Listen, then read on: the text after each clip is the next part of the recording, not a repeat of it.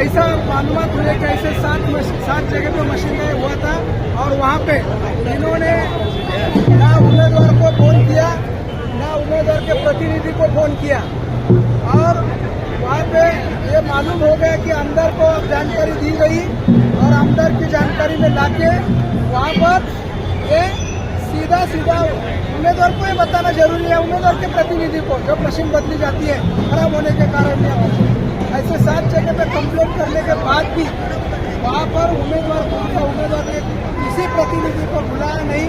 हमने वहाँ पे ऑब्जेक्शन के लिए आरोप को ये लेटर दिया है, हमारा वहाँ पे ऑब्जेक्शन रहा है और ये ऑब्जेक्शन हमारा हम कोर्ट तक भी जाएंगे कि हमारा ऑब्जेक्शन है करके। क्यों?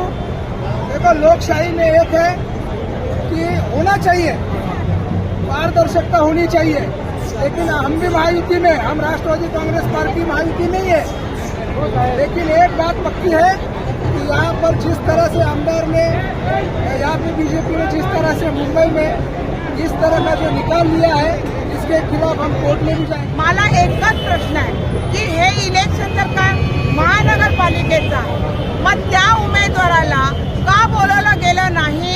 आमदारांना बोलवून तुम्ही मशीन चेंज करता, त्याबद्दल पण कोणत्या प्रकारचं संभाषण केलं नाही आणि तुम्ही मशीन चेंज केले आणि एवढंच नव्हे तर त्याच्याबद्दल तुम्ही आम्हाला कोणत्याही प्रकारचं एक्सप्लेन देत नाहीये, ना आमच्या प्रतिनिधीला बोलवत आहे ना आमच्या उमेदवाराला बोलवत आहे। मला एवढंच म्हणायचं आहे, जे काही करायचं आहे ना ते पारदर्शक। दुसरी महत्वाची गोष्ट म्हणजे आता आम्ही जर तिसऱ्या राऊंडला बहिष्कार टाकला होता तर एकट्याच त्याच्या बीजेपीच्या अतुल सिंगना समोर ठेवून त्यांच्या समोर पेटी उघडली गेली आणि उमेदवार घोषित केला गेला।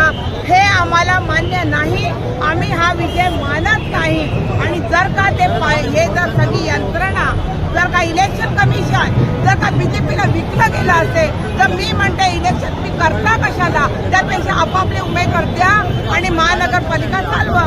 ती पण एक संस्था आहे, पक्ष पण एक